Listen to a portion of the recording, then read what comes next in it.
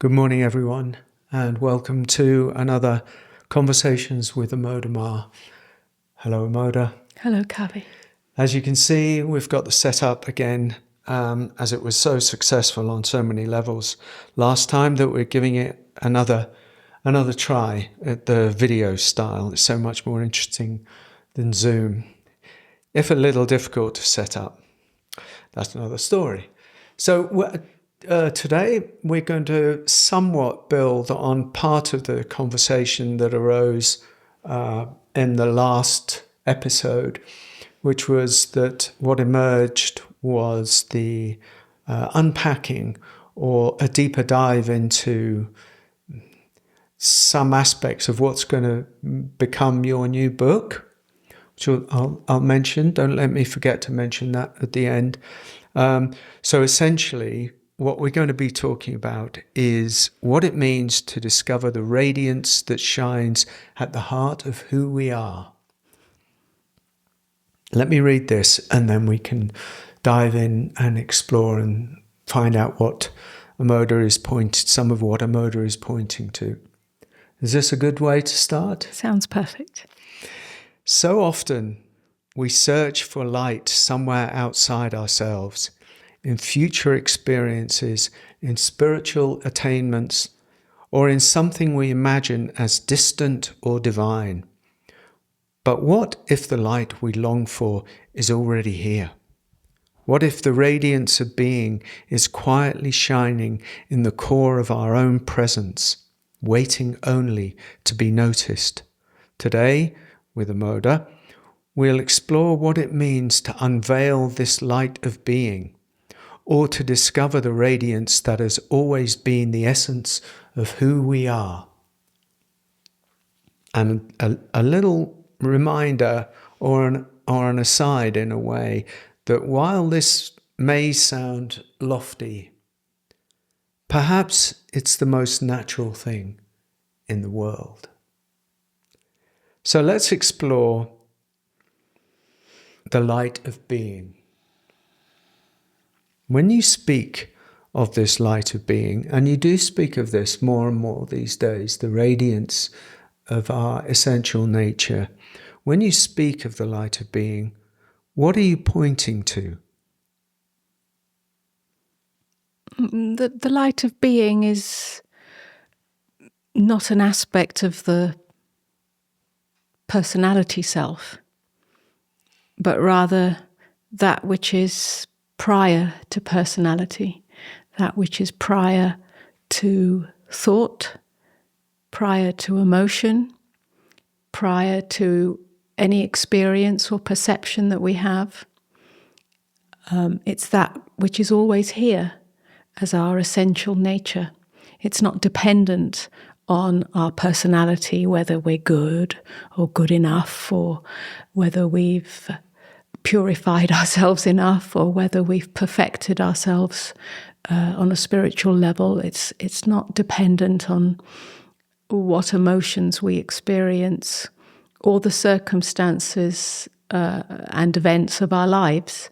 It's not dependent on our culture or our gender or our age or our spiritual achievements or worldly achievements.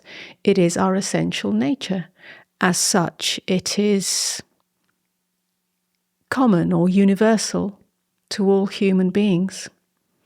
It's essentially our being nature, the very fact of our being. We could say the I am.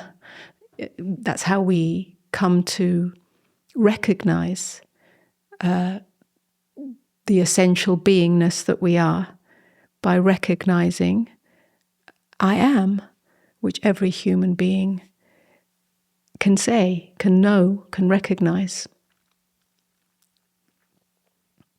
Why is it the light of being? I want to ask you specifically. Well, here we go already very quickly. You use two very significant words, radiance and light. You specifically, more than I don't know this for a fact, but more than other teachers, you speak of this because you're not just speaking of awareness. You're actually is it fair to say you're giving it a quality? No, actually, well, that's a good question and an interesting question. I would say no, the essential nature of awareness is, let's call it emptiness. We can use these words interchangeably. Yes, yes. We could say we are essentially speaking of awareness, which is also interchangeable with being. This could be argued semantically and even philosophically, but for the purposes of our conversation, and perhaps we'll go deeper into what we mean by being, but why is it called light? Why am I referring to it as the light or radiance of being? Light, in the sense, not that it has a specific quality like a colour, it hasn't got a perceptual quality, but rather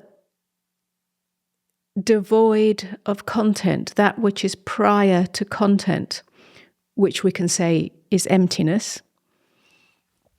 Emptiness also has connotations. But it's light because it's transparent as such. And very much like the sky, you can't really say the sky is a particular colour.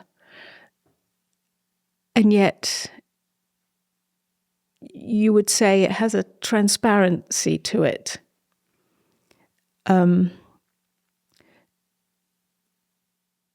So light of being, in the sense that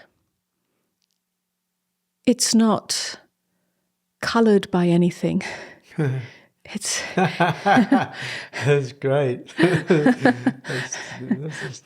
Wow. And it will. I mean, we could really go into this, and I'm sure we may go deeper or broader. But it has a lightness to it, a lightness of quality in the sense of how one experiences it. And so it's not light in comparison to dark. It's not you're not using it comparatively. Well, we are also. Oh, okay. Because the light of being is obscured. Let's put it in these terms. The light of being is simply another way of saying, and perhaps a more eloquent and accurate way of saying, awakening to true nature. Right. When we awaken to true nature, we're awakening to our essential being nature. We can also say awareness, the open field of awareness, open awareness itself, that which underlies all experience and that which remains when all experience comes and goes. Awakening is also enlightenment. Yeah, when I'm not using the facile use of the term awakening, or the superficial use of it, I mean true awakening out of the dream of ego identity or separate self. That's the same as enlightenment. Why is it called enlightenment? Because it's as if the light that was always here has been unobscured. The illusory prison bars of the separate self have come undone. They were never there in the first place. So it's simply like the clouds have parted and that which was always here, our true nature, shines through. Well, all traditions and all spiritual traditions will have some reference to the light. Yes, indeed. We become illuminated. Again, that's why I said at the beginning, it's not about the personhood, the personality. It's not we suddenly become a light being in the sense of a perfected being and, perfect personality and perfect characteristics. It's not on that level. It's simply that which is already here, which is naked of experience, prior to experience, shines through. And so, and I hear, I like this, and the mind, the descriptive mind, the defining mind wants to give it a quality. I'm not saying that's good or bad, but I am saying that the mind wants to give it a quality, and I hear that it doesn't have those distinctive kind of qualities in a way that we describe other things, because it's primary. It's what's left when everything else when has all been qualities taken away. have been taken away. That's what I mean. So in that sense, it is qualityless. It is in its essential nature, of course, just like the sun is, or the light that comes from the sun. As that light touches or reaches the content of the world, the content of experience, then it has a quality. Yes. If the light shines upon the earth, then that has a certain quality on the earthly dimension. If the light of being shines, if you like, into our lives, through into our lives, then our experience has a certain quality. But it's at the point that it touches the experience that creates duality, yes, that creates the quality of duality. Yes. Left to its own devices or left alone, it just is. Yes, there's no discussion. It's the non-dual, of course. Yes. But I think it is good to just get that clear, because light is an oft used phrase these days, used by many to talk of, dimensions or fifth dimensions, or how the light, what am I saying? It sort of can quite easily be hijacked from its pristineness. Of course, all terms are hijacked. Awakening is hijacked, and all of that. Do you find it difficult to speak of these things? Not at all. Not even though misunderstanding is inherent in the. No, in the context of what's offered through the teaching, which is really the only place that this is spoken of, or through my books. We do talk about it sometimes at the breakfast table. Well, apart from that, but in the context of the teaching, where those that come to participate in events are already in the field of seeking freedom, true freedom, self-realization, the deeper dimension of being, and so on. Therefore, it speaks to that. If I were to speak about it in another context, like mainstream media, then perhaps that would be a problem. I think it would be fun on a podcast of, NBC or whatever, I find that our conversations in these podcasts are they somewhat span a little bit of the breadth of the human everyday, I don't know, dimension, let's call it, and what's offered through the teaching. Yeah, I agree. Partly that's my doing, because I want to know how the light, the radiance, the essential nature of us shows up in life, because it's the human condition that is of interest to me. And I know that people, because it strikes me that everybody, one way or another, is searching almost for the same thing in very obscured ways. And the light of being that has been pointed to in every tradition, in every religion, ultimately, in every spiritual tradition, is always pointing to the same thing. But nowadays, in the contemporary world, we want it to show up in our lives. So it's isn't it? For sure. So, well, let's keep going. Can we keep going with this a little bit more? Absolutely. Is it something? I mean, you answer all these questions so succinctly and so quickly, but is this radiance, this light, this essential nature of us something we discover? Is it something that is already there? And do we, in some way, already know it? Yes, it's already here. It's never left us. It never can leave us. It's the most intimate. And yes, it's a discovery or a revelation that takes place.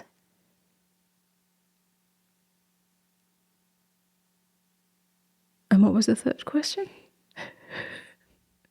Do we already know it? Do we already know it? Even if it's covered over? Yes. Again, that's a good question. Yes, we do. But it's covered over. Yes, we do. It's not something that we have to manufacture. It's not something that we have to achieve. Again, that's why I said it's nothing to do with the personality, with the personhood, that if it did this practice or followed this spiritual or religious tradition or meditated enough or got rid of all its negative traits, then it would be the light of being or whatever. Not at all. It's not dependent on that. It's already here. And we already know it in the depth of our being.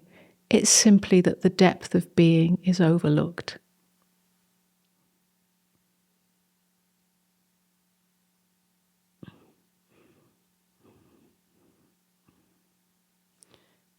So again, what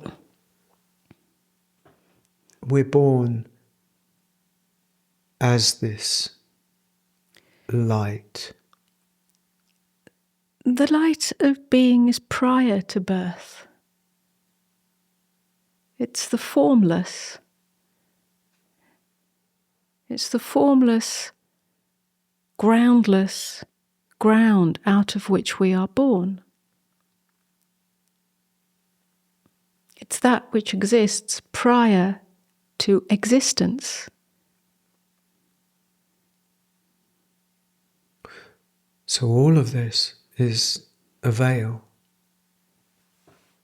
Life. Well, it can be a veil, yes. It does veil. It does veil true nature.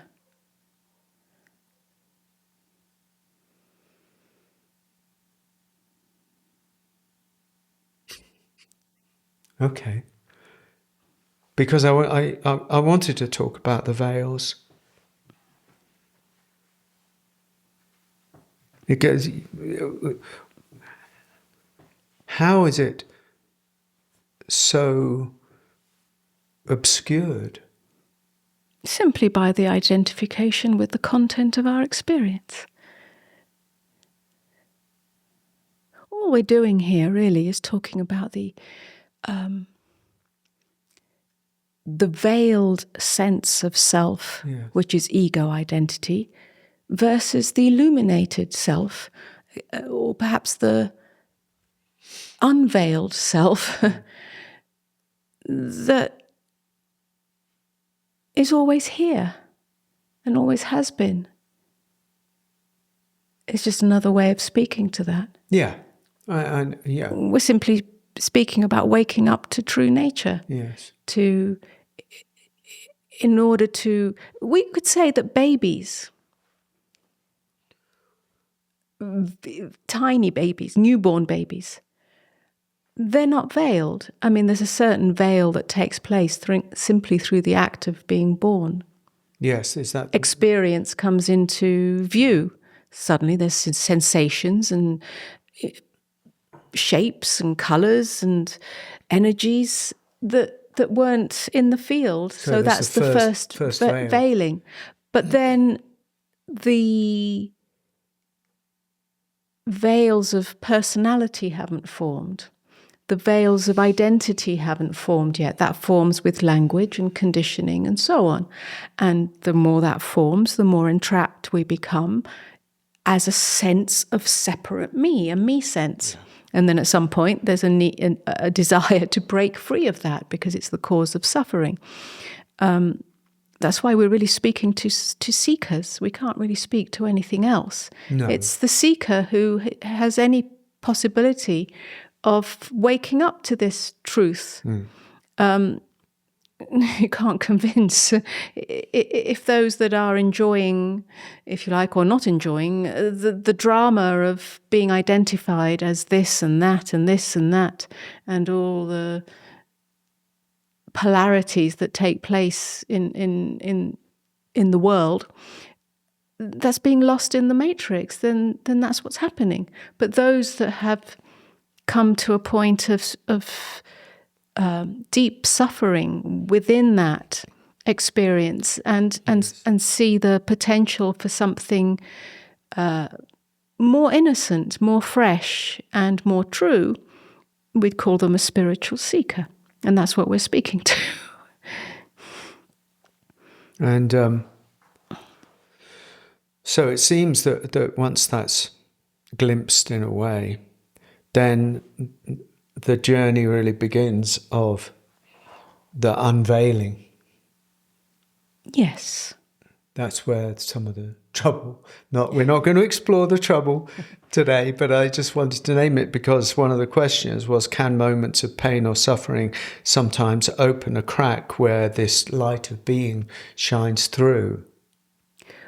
Well, moments of pain or suffering, like shock, some kind of shock, something sudden that happens, something dramatic, something very unexpected, or intense pain, intense, sometimes psychological pain, can bring the mind to a standstill. Yes. And that's where the crack is, if you like, because it brings us into presence. And in presence, there is no identity. And in presence, there is no sense of a separate me. In a moment of presence, and it's often missed, but we could say moments of intense beauty. Yes. Or intense pain, either way. Yeah, you spoke about this in the last anything podcast. That just stops the mind. Yeah. It could be the Zen stick, just the Zen stick of life, will bring us into such intimate presence and it's like the mind just stops, where there's no narrative about the experience. There's no narrative about the me having the experience. And in that moment, one would say that the veils have parted, and there's the possibility of recognizing that as the fundamental nature of self and the fundamental nature of reality. Now, for many, that just gets missed. It gets overlooked. That's why this speaks to the spiritual seeker. There has to be some direction in this way to even be able to recognize it. I think when you're talking about that, in terms of presence, which is what I talk about, what seems to happen is there's a directness, right? We've talked about that before. There's no referencing going on. There's no adjectives. There's no summary. There's no description. There's no distance between you and the experience. The experience is direct. Yes. And in that directness, something opens, something stops, and something seems to open for people. And that's one of the initial revelations for people. Correct? Yes. Yes. And people miss that. And some people, so some people miss it and just carry on. And some people see it and then start to pursue it. And there's a goodness in that, or there's a longing in that. And there's also an issue in that, because it's tends to try and recreate that experience. And no experience can be recreated. Yes. But it's so if one has one of those experiences, let's say the mind stops, something bad happens, something good happens, or there's a seeing of beauty, then can that be a catalyst for the journey then that subsequently unfolds from there, which many people are on, the spiritual seeking journey? Of course, yes, it's a catalyst. Yeah. Yes. Any glimpse of, let's call it freedom, liberation from the self that is craving or craving or rejecting experience. Any glimpse of freedom is a catalyst for a deeper inquiry. Why do people get stuck? Stuck in what? In the pernicious density of the veiling. When maybe they've had a glimpse and said, well, I know this and I've seen this, and it's obvious that underneath all of this there's something more essential, something light, something true, something real, something direct, something more free, something peaceful. And yet the tendency to get hooked into identifying with experience is an ancient, or let's call it archaic, psychological mechanism. And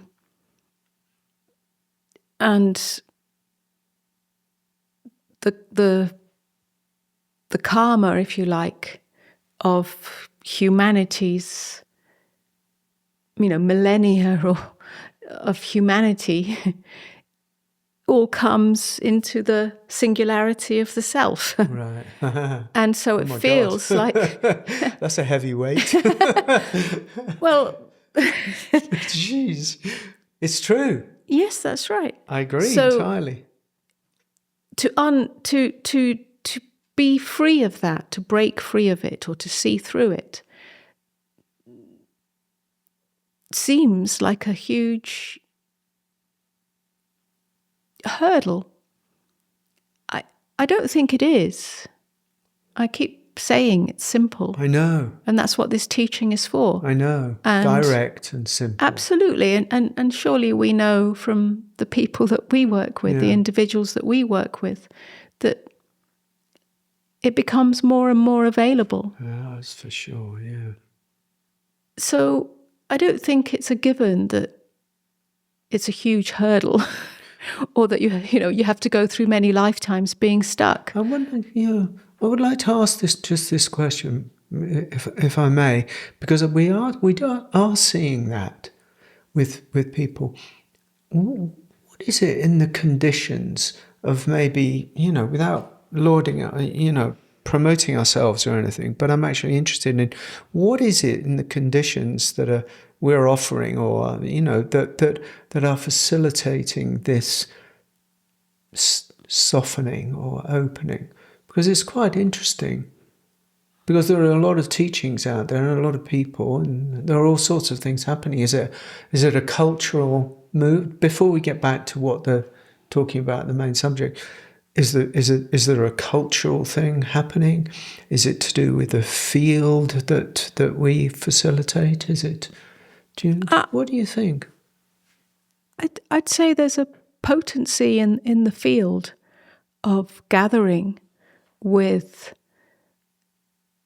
others, with individuals who are genuinely seeking a deepening into, let's call it being,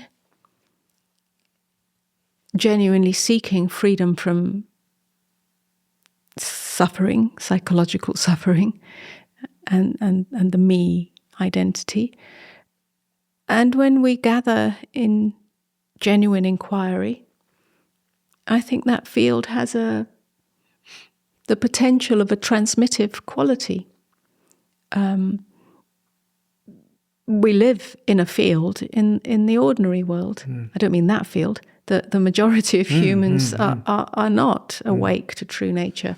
And therefore most people live in that field, and that just perpetuates itself. It does, yeah. But you put a group of people in a different field, and so there's a different vibration. Oh, yeah. I think that's all it is. I mean, really. that's amazing, because actually the field that we exist in does provide or shape some of the conditions, not conditions, but it does allow things. It shapes us in some sort of way, not necessarily because the conditions when you were before your awakening and what happened for you were very much the sort of London milieu of cultural conditioning. So but that didn't stop you. Awakening can take place anywhere at any time. Yeah. All right. Well, in let me move. Let me move on to living in the radiance. Is it? Are we getting to the core of what you digging into something? Or is I there have something no idea.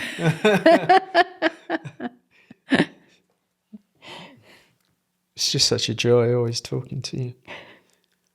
Let me ask you about living in the radiance. Okay. Once this light is glimpsed, how does it change the way we live our daily lives? And I'm going to get to another question as well, of what does it look like to embody this radiance in ordinary relationships and activities? So really, essentially, how does it inform? Well, it's an absolute, complete revolution. Okay. It revolutionizes our way of seeing. Instead of seeing from what can I get, what must I get, in either emotionally or materially or in any way. What can I get? What's my agenda? What's the outcome that I want? And if we look around at the unenlightened state, if you like, the ego state, it's always needing something. It either needs to find peace, and therefore it will go about creating peace by, I don't know, changing its environment or this, that, the other. Or it needs to have success, or it needs to have recognition, or it needs to have love. And I use the word have because the ego self is acquisitive, not inquisitive, acquisitive. It wants to acquire something more to fulfill its sense of not being good enough, not being worthy enough. In some ways, it's incompleteness, it's lack of wholeness. But the thing is, the ego doesn't actually exist. So in some ways, it's trying to fill up a hole that isn't here.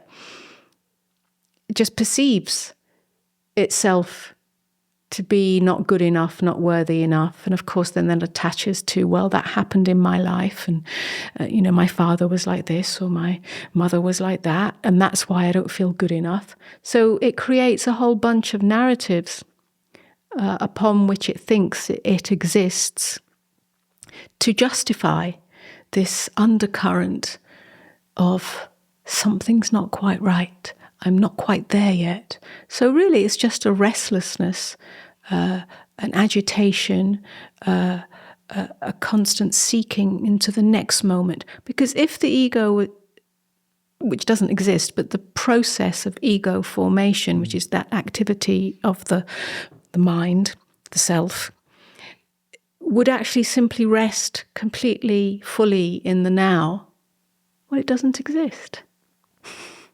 It actually doesn't exist. There's nothing here but presence and intimacy and direct experience. So, what was the direction we were going in with this? Well, actually, you asked I'm me quite something. enjoying this. Yes, I know, direction. but I can't remember what you... Well, no, I'm. Can we just stay with this? Yes. For a minute? Yes. Because this is, very useful. Oh, for how people, does it? Yes. I think because the ego gets this rap of being some entity, even though I think there have been a million conversations to disavow that and to see it. Still, the way you're talking about it is very useful to see the mechanism of how it maintains its existence, and how we as consciousness give it all of its, we allege to it, in other words. So yes, you were asking me, how does it change your life? How does it? Christ. Yes, that's how it started. So I was just explaining the yes, the process of how it revolutionizes. Because change, if this mechanism that I'm speaking of isn't here, because there's only the absolute now, the absolute presence, the absolute intimacy, then that completely changes how we operate, how we see, how we don't become more perfect. It simply means that we're not seeking fulfillment in the next moment. So what drives us isn't this undercurrent of restlessness of the separate self. Therefore, there's nothing missing, there's nothing wrong, there's nothing to fulfill, and we live as peace. We live as openness.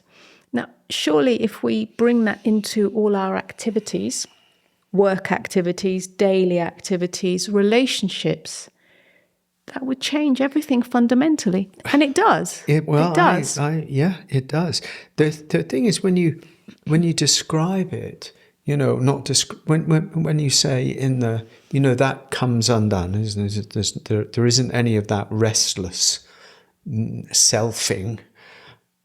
And then there's just this absolute presence and absolute nowness. To ears who are still locked in that restless mechanism, that sounds unrealizable, because it sounds like, well, how do you do anything? How does anything happen? So I think this is a myth busting. Because that's why earlier on I said it may sound grandiose, it may sound highfalutin, but actually in many ways it is, because it is the end of something, some endless rolling mechanism that will, haunt us until we die, or dominate us until we die. On the other hand, what you're talking about is something extremely natural and innate, and actually,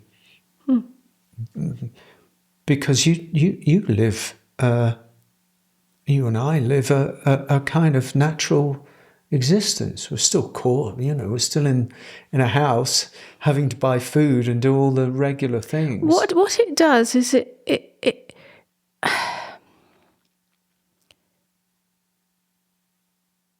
brings a lightness. So we're back to the light, yeah. This is I just good. want to touch on the light again. Yeah. We can bust the myth of enlightenment and awakening, and it's a slight side issue, but this that we're speaking of, which is enlightenment, it is waking up out of the dream of the separate self. It is very ordinary. It is very immediate, direct. And yet for many, as we know through our work that we do, it's also a gradual process.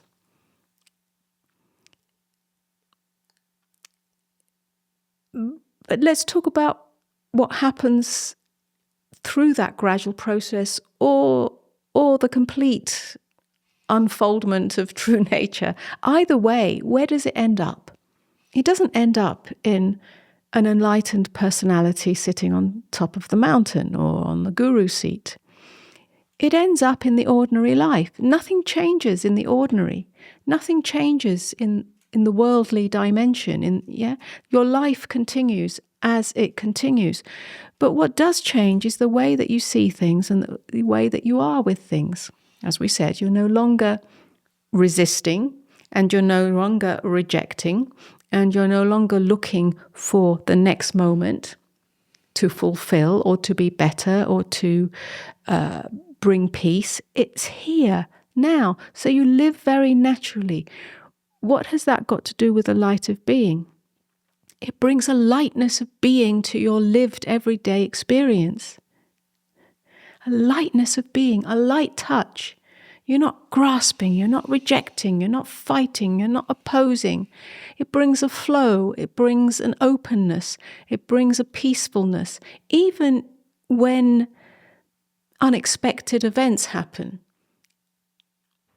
even when all the twists and turns of ordinary life take place, of course they do. But the drama that was there prior to living as the light of being is no longer here. It's not a drama. It's not a trauma. It's not a poor me.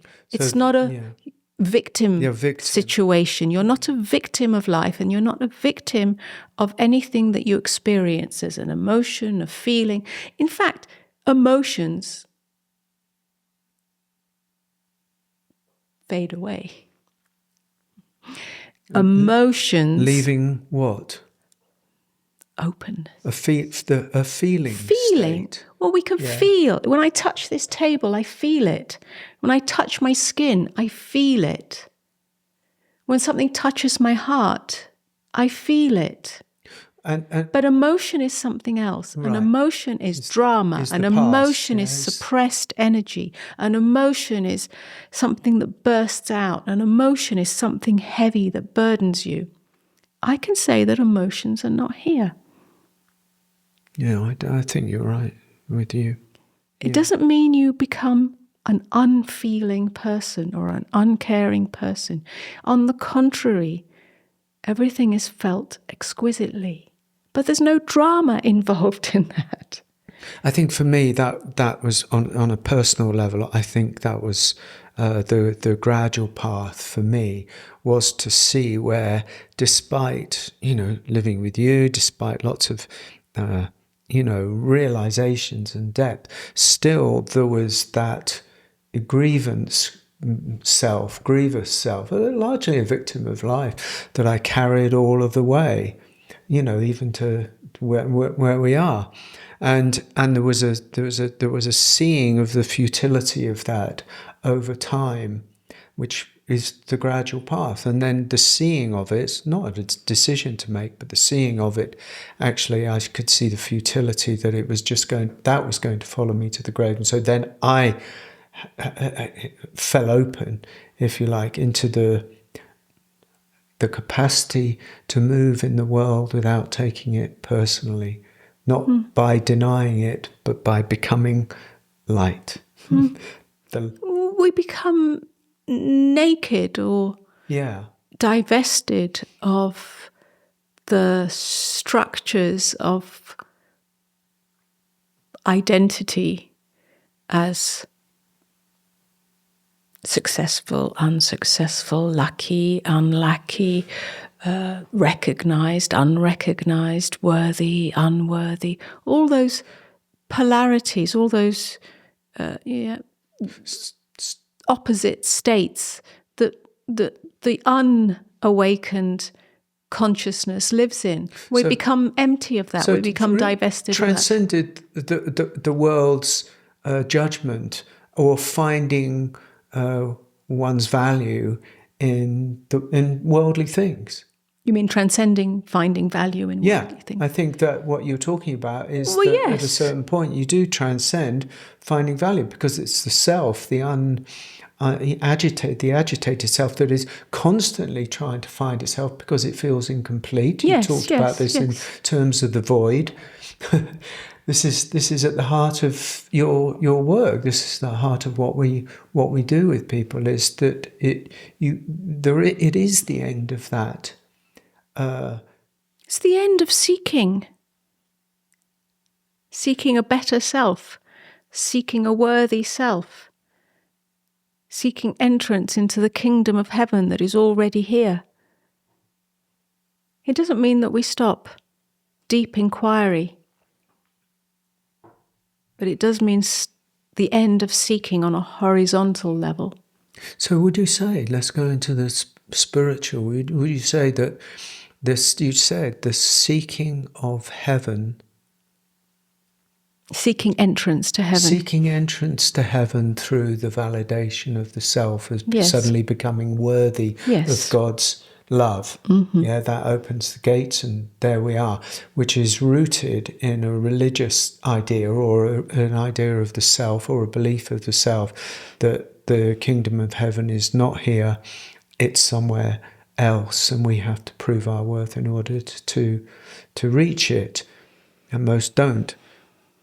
And what you're saying is that the kingdom of heaven is within. It's right here. It's already here. It's the light and of that's being. the light of being. Yeah. Yeah. Simply being. Being. Naked being doesn't require an external authority to validate it. See, that's where it does become quite radical in the sense, because it's the end of guilt, which is a pernicious state of humanity, of the human experience, I should say, that has crept up on so many people unbeknownst that they're carrying guilt. And shame is another one, and unworthiness is another one, and all of those conspire to create these victims of us, not just victims in society because we haven't got much money, but actually victims of existence, where we feel that life is somehow opposed to us. Yes. And this is the end of that, which Yes. is why it's so, I mean, it moves me when I talk about it, and we talk about it in those terms, because that veil, that's one veil comprised of many veils. It's the sudden and the gradual. Absolutely. And it's like when that veil parts, you're like, oh. But can you see, can you see now that, speaking of the radiance of being or the light of being, rather than focusing on the quality of being, actually looking at how, when the veils have come undone, the veils of guilt, the veil of shame, the veil of unworthiness, and all of this, as you say, it's one veil, it's the veil of self, but with many layers in it. As one, if you like, breaks free, it's like the sun breaking through the clouds of that. Yeah, not by perfecting the self or becoming a better self, but by actually seeing through the veils to the nature of reality, which doesn't require validation. As that happens, then naturally the heaviness, the tension, the anxiety, the distraction, the fear, the striving, the control, all of this that is part of the unexamined human condition falls away. Well, what remains as it comes through the human being, because we're still here in a body and in a human experience? A certain lightness, a certain radiance. Tension comes undone. The face lightens, the body lightens, the whole human experience lightens. Surely that's the radiance. Yeah. So it has a very down-to-earth, everyday human impact, ramifications. Yes, I mean, my experience of you, which has been quite profound, I think, since I've spent 20 years with you, is that you actually carry that, and you have carried that always, a sort of innate joy, or joy that is not caused by anything. It's not a cause and effect. It's just kind of, for somebody who's a kind of enigmatic figure like you, There's something very simple about you. There is something very simple. You don't carry I don't carry anything. Neither do I carry joy. No. It carries me. Yeah. Yeah. We're very clean, I think. That's what it carries me. It's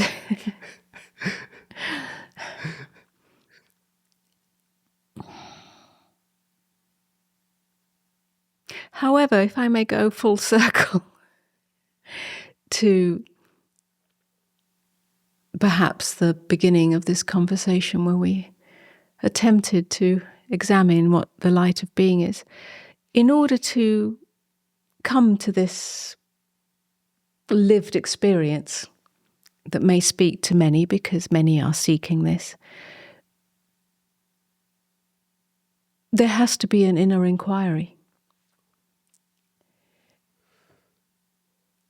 In the sense of a kind of inner contemplation or questioning as one goes through life, through the highs, through the lows, through the quiet periods, through the intense periods, whatever takes place. In meditation and not in meditation, what is it that remains when all experience passes? As this thought arises, it doesn't stay forever. The thought arises and then it's gone. As this feeling or emotion or whatever we want to call it, energy, the sensation, it is experienced and then it passes just as the clouds pass. What remains when that passes?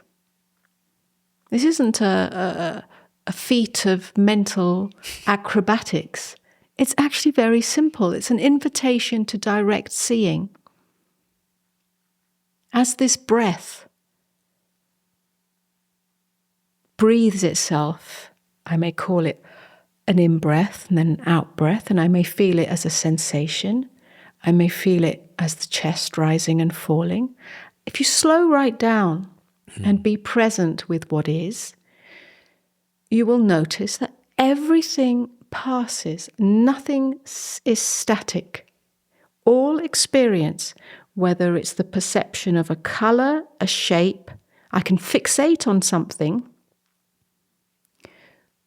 but if I allow my perceptual field to be open, everything passes. If I look away, this that was here is no longer here. So nothing is permanent. Yeah, and let's bring it into the energetic field that we experience. Thought, feeling, emotion, sensation. We can also look at events.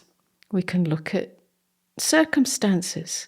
Each moment is not static. What remains when this seeming moment passes? What is always here? What is always here?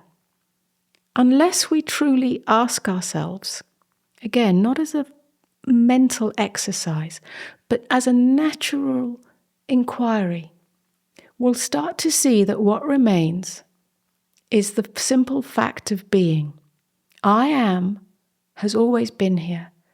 I am doesn't go away because this happens or that happens.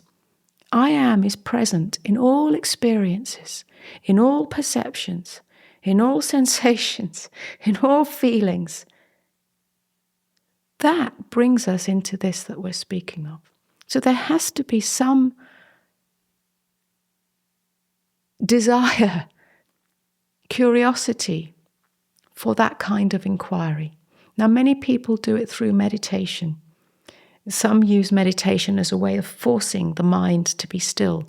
But true meditation is simply seeing that everything passes, this mood, this thought.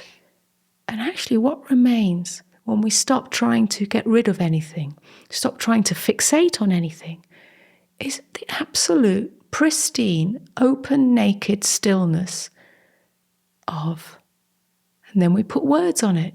We can say awareness, we can say presence, we can say beingness. It's actually unnameable. This is the kingdom of heaven. And it's available to everyone. What's not available to everyone, or seemingly out of reach, is the curiosity to discover this. Very good point. Because they're addicted or entranced by the drama and trauma of what happens to me.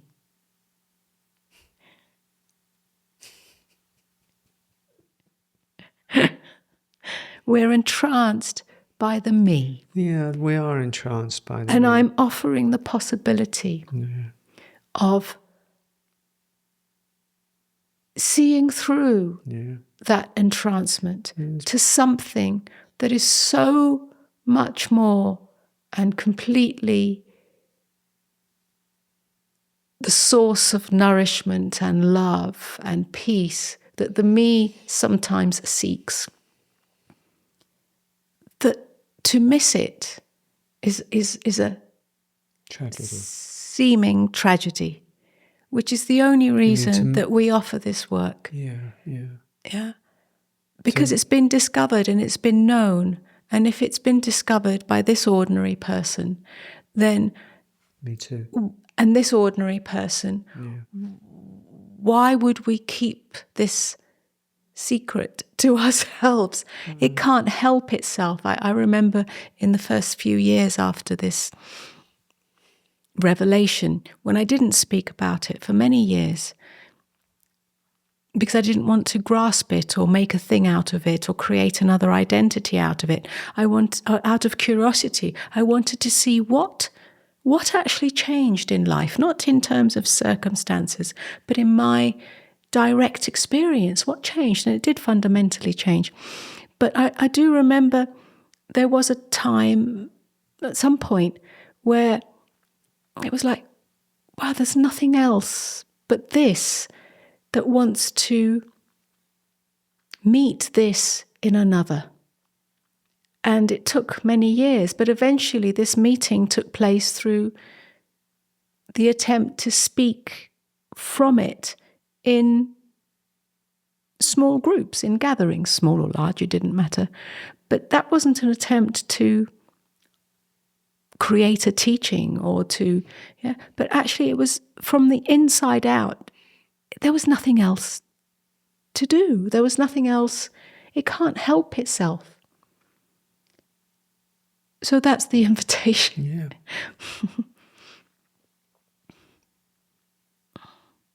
I think that's very succinctly and beautifully put.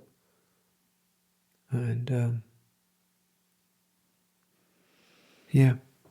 I don't think there's anywhere to go with that. I think that I'd like to just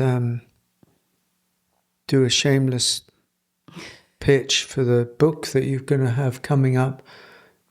Not yet, but soon, with publication through our own publishing house called Nadam Publications. Nadam Publications, yes. And the book is called Unveiling the Light of Being? Indeed it is. It's it's based on many discourses that were given mostly at a retreat last year, and some other online events as well, some meditations and so on, and some of the questions that came from that. So it's really based on that. And it didn't start out with any particular theme. It just sort of wove itself. But the theme that arose from it was really this: the unveiling of the light of being. In other words, the discovery of true nature. And so the book goes relatively deeply into that. And so we expect it to be published in the next few months, by the end of this year. Well, I've read it, and it's got the fragrance not only speaking to it in a way that articulates it, but it's also got the fragrance and essence of the vibration of what's being shared. And I think that's kind of what comes through. And that's certainly, for instance, what comes through at the retreats, and is maybe coming through more and more at the moment as we do these things. So, okay, thank you so much, Amoda. I think we're going to close up. I hope the recording's good.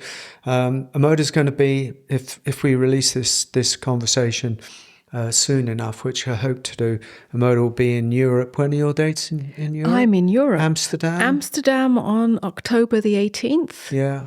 For an afternoon meeting. And it's pretty much sold it's out. pretty much sold out. There is a waiting list, just in case some people can't make it last minute. And Germany. A few days later. On the 20th, yes. Okay. It's all on our website. So, and that'll be Amoda's first, and I'm not going, trip to Europe. And next year, of course, we're going to be doing a retreat in Europe. So look out for that and come and see us and come and be with us. It would be beautiful to see you. As it is, we have another retreat in the Art of Living in North Carolina. In January, and we're very much looking forward to that. I must just say for 10 seconds, the retreats are exquisite at the moment. Not just because of us, but because of the people who come and speak with each other and the growing field of love that is happening. It's another story, but whoa, it's very beautiful. So this is all, in a way, a reflection of the light of being that is around very much, I think. Indeed. Okay, friends, thank you so much. Namaste. I forgot to mention, we've got a little pup here who you can't see. Is our little peyote, but that's another story, domestic life.